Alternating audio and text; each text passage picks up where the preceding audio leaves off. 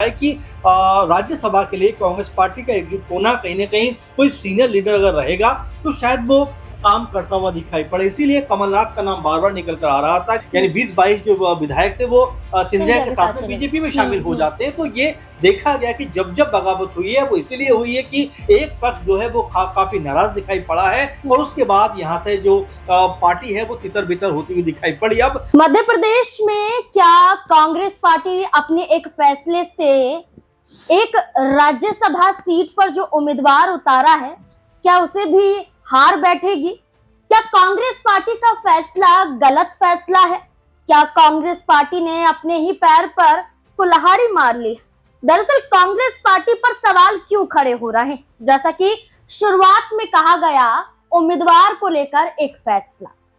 मध्य प्रदेश में 3 राज्यसभा सीटों पर चुनाव होने जा रहे हैं और कांग्रेस पार्टी के पक्ष में एक सीट ही दिखाई दे रही है और इस सीट पर कई नामों की चर्चा थी, जिसमें दिग्विजय सिंह, कमलनाथ, जीतू पटवारी जैसे बड़े चेहरे थे। दिग्विजय सिंह को रिपीट करने की बात चल रही थी, कमलनाथ को आगे करने की बात चल रही थी, जीतू पटवारी को मौका देने की बात चल रही थी। लेकिन कांग्रेस पार्टी ने इन तीनों चेहरों को साइड कर मीनाक्षी नटराजन को मौका दिया। अब मीनाक्षी नटराजन को टिकट दे दिया गया, राज्यसभा चुनाव के लिए उतारने के लिए आगे कर दिया गया। लेकिन इसी फैसले से पार्टी के अंदर एक बड़ी बगावत की बू आने लगी और ऐसे में माना जा रहा है कि क्या यही एक फैसला कांग्रेस पार्टी को न सिर्फ राज्यसभा का चुनाव बल्कि आगामी विधानसभा चुनाव में भी नुकसान पहुंचा सकता है। इसी से जुड़े हुए ही यहाँ पर सवाल खड़े हो जाते हैं कि मध्य प्रदेश में अब क्या होगा? फैसला बदला जाएगा? इसी फैसले पर अगर वो रहेंगे तो विधायकों को कैसे मनाएंगे? क्या क्रॉस वोटिंग के खतरे से बचा जा सकता है? तमाम सवाल हैं और इन्हीं तमाम सवालों पर चर्चा करेंगे, जवाब खंगालने की कोशिश करेंगे। हमारे साथ हमारे वरिष्ठ सहयोगी अमन सर जुड़ चुके हैं। सर बहुत बहुत स्वागत है। सर, मीनाक्षी नटराजन जिन्हें राहुल गांधी की बेहद करीबी माना जाता है और एक महिला चेहरा है और कांग्रेस पार्टी ने एक बड़ा मौका दिया है, लेकिन इस मौके के साथ माना जा रहा है कि कई विधायक नाराज हैं।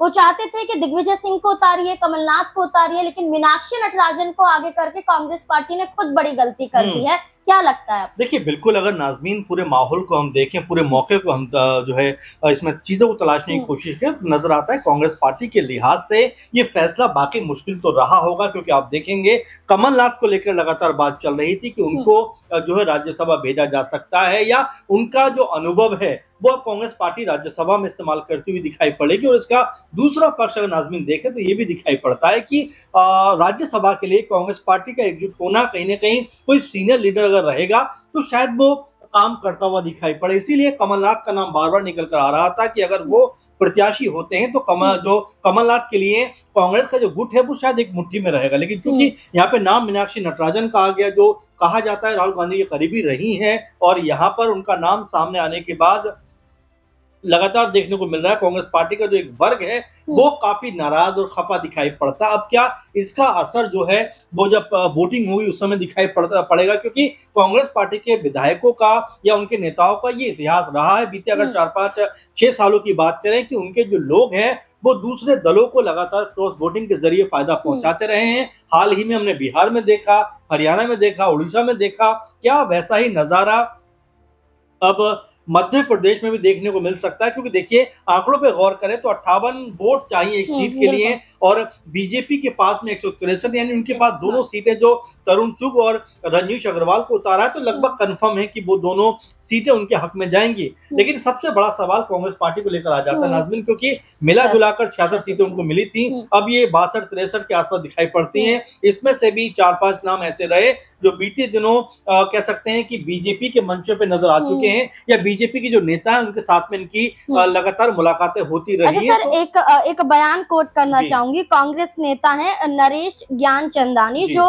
कांग्रेस की तरफ से 2-3 बार उम्मीदवार भी रहे हैं विधानसभा चुनाव में। उनका सीधे तौर पर ट्वीट करके ये कहना है कि कांग्रेस पार्टी का फैसला मीनाक्षी नटराजन पर गलत है। आपने गलती कर दी, ऐसा उनके जरिए कहा जा रहा है। ये कहा जा रहा है कि दिग्विजय सिंह को अगर मौका दिया जाता तो विधानसभा चुनाव में कांग्रेस की जीत के आसार नजर आते, लेकिन दिग्विजय सिंह को मौका नहीं दिया गया। कहीं ना कहीं विधानसभा चुनाव पर असर पड़ेगा, जी। क्या लगता है? देखिए जो शुरू में मैंने आपसे बात कही कि जो सीनियर लीडर होते हैं उनको पार्टी को संभालना, नेताओं को जी। संभालना आसान होता है। इसीलिए आपको याद होगा 2018 में जब कांग्रेस पार्टी मध्य प्रदेश में चुनाव जीती थी तो मुख्यमंत्री के तौर पर पहली पसंद ज्योतिरादित्य सिंधिया थे, लेकिन पार्टी को कैसे एकजुट रखा जाना है इसके लिए कमलनाथ को चुना गया। और कमलनाथ को चुने जाने के बाद आप देखेंगे नाज़मीन कि जिस तरीके से ये भी देखने को मिला कि आपस में एक बड़ी बगावत होती हुई दिखाई पड़ी। कई जो नेता थे यानी 20-22 जो विधायक थे वो सिंधिया के साथ में बीजेपी में शामिल हो जाते हैं। तो ये देखा गया कि जब जब बगावत हुई है वो इसीलिए हुई है कि एक पक्ष जो है वो काफी नाराज दिखाई पड़ा है और उसके बाद यहाँ से जो पार्टी है वो तितर बितर होती हुई दिखाई पड़ी। अब जो आप बात कह रहे हैं कि दिग्विजय सिंह का नाम अगर लिया गया होता है, उनके नाम पे मोहर लगी गई होती तो शायद ये माहौल ऐसा दिखाई नहीं पड़ता। दूसरा, अगर कमलनाथ जो सीनियर लीडर है, अनुभवी लीडर है, मुख्यमंत्री रह चुके हैं मध्य प्रदेश के, उनके नाम पे भी मोहर लगती तो शायद ऐसा माहौल देखने को नहीं मिलता। अब मीनाक्षी नटराजन चूंकि उनके नाम पे मोहर लग गई है तो ऐसे में जो कांग्रेस पार्टी के विधायक 62-63 नजर आते हैं तो क्या एक पक्ष में मतदान करेंगे या यहाँ पर भी कोई बड़ा फेरबदल होता हुआ दिखाई पड़ेगा? क्योंकि बीजेपी ने एक बात, इसका पक्ष एक और भी है नाज़मीन की बीजेपी ने तीसरा प्रत्याशी नहीं उतारा है। तो ऐसे में अगर 2 प्रत्याशी उतारे हैं तो यहाँ पर मीनाक्षी नटराजन की जीत लगभग तय होती हुई दिखाई पड़ेगी। लेकिन चूंकि बाकी तो कैलाश विजयवर्गीय के बारे में हम बात कर रहे थे कि अगर उनको भी यहाँ पर उतारा जाता है तो क्या बीजेपी 3 सीटों के ऊपर जाने का जो फैसला है वो करती हुई दिखाई पड़ेगी नाज़मीन? क्योंकि अभी तक 2 ही कह सकते हैं चेहरों को उतारा गया है, क्योंकि एक नाम तरुण चुग का है, एक नाम रजनीश अग्रवाल का है। तो क्या तीसरा नाम कैलाश विजयवर्गीय का बन सकता है? अपने आप में ये अहम बात आने वाले दिनों में हो सकती है। अच्छा सर, एक और सवाल ये रहेगा कि कमलनाथ से दिल्ली में मुलाकात मीनाक्षी नटराजन ने की। ये माना जा रहा था कि उन्हें भी डर है क्योंकि उनके ही समर्थक विधायक हैं, कमलनाथ के ना आगे आने से या दिग्विजय के ना आगे आने से वो नाराज थे और वो चाहते थे कि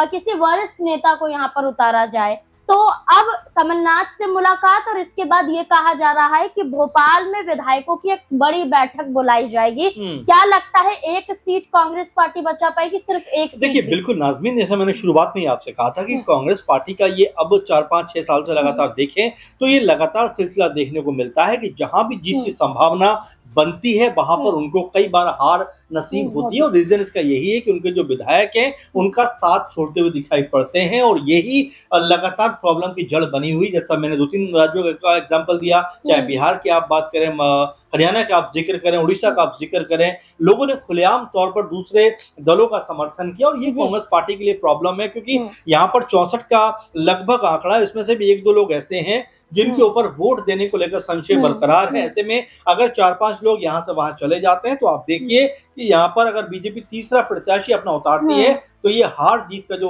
आपस का अंतर है वो 3-0 भी हो सकता है। तो ये लगातार प्रॉब्लम की जड़ है। अब यहाँ पर क्या कांग्रेस पार्टी मीनाक्षी नटराजन के नाम पर अपने विधायकों को मना पाएगी और क्या कमलनाथ और दिग्विजय सिंह जैसे वरिष्ठ नेताओं का समर्थन मीनाक्षी नटराजन को मिलेगा? क्योंकि ऐसे दिग्गज नेता अगर अपने हाथ पीछे खींचते हैं तो जाहिर बात है कि जो जीत की संभावना है वो कहीं ना कहीं क्षीण होती हुई दिखाई पड़ सकती है। बिल्कुल, कांग्रेस पार्टी को लेकर यही कहा जा रहा है और अब विधायकों की बैठक भी होगी और मनाने की कोशिश भी होगी। लेकिन इस बीच में मुकेश मल्होत्रा की बात करें, राजेंद्र भारती की बात करें, निर्मला स्प्रे की बात करें, ये कानूनी तौर पर वोट नहीं डाल पाएंगे, विधायक के तौर पर अपना फर्ज नहीं निभा पाएंगे क्योंकि कानूनी मुश्किलों में ये फंसे हुए हैं। राजेंद्र भारती की बात करें तो उनकी विधायकी ही कहीं ना कहीं रद्द हो जाती है। मुकेश मल्होत्रा पर अभी पूरी तरह से फैसला नहीं आया है, उन पर भी विधायक के तौर पर रोक लगाई गई है। तो आप ये देखिए 3 विधायक तो ऐसे ही कांग्रेस पार्टी के कम हो जाते हैं और अब